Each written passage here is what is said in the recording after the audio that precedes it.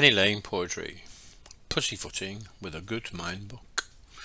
This is going to be charged with sexual innuendo and wicked suggestion, so you have been warned to lie low with this verse, and make sure you're alone in your bed while feeding on these frenzied and naughty words, which are slowly said in a curse.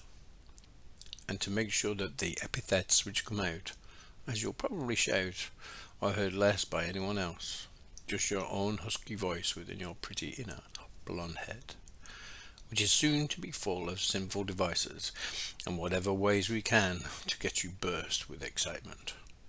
So I want you to begin with your fingers within, which should be gentle and moist, rubbing ever so slightly on your tiny collar rosebud called Trixie Belle, and your silky velvet glove entrance to my seventh heaven, which for better or worse will call pussy, and with my horsey, let's play.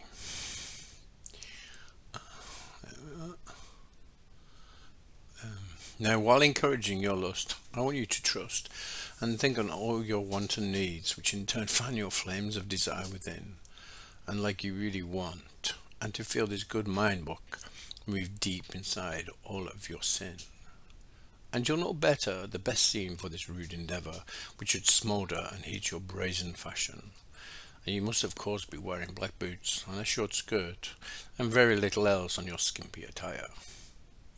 As you lay, almost naked to me, I would like to guess at one or two of the different things you would like to do for me in my sexual helter-skelter fiesta for you, and hopefully a horny delight with many a flirty and dirty fetish, which will be served with splendour at tea. First, I have introduced a brunette lady with voluminous choices for you to dive into and explore, and while doing so, I'll afford you the floor of an athletic bronze man with all his pert vices, and of course at only firm bottom fantasy prices. So now you have two, a man and his lady, who are passionate and crazy to now perform to all your sexual prompts, rumps, and wimps. We now have no shame, and we are set on this game with pleasure and seedy surprises. With your fingers frantically busy and your mind slightly dizzy, I will now lick away your salty responses.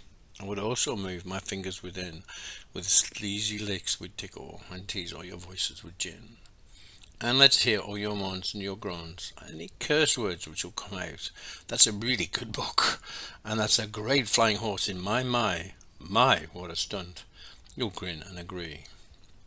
And now we've done all I can to explore you as a sexual Moor, and that's all I dare say before you show me the door, and hope that the pleasure is done, and you'll be satisfied with just a little more fussing on your sweet, sweaty pussy, with a jolly good mind book, and willingly lie back, relaxed, positively full to the brim with my outrageously good mind cream.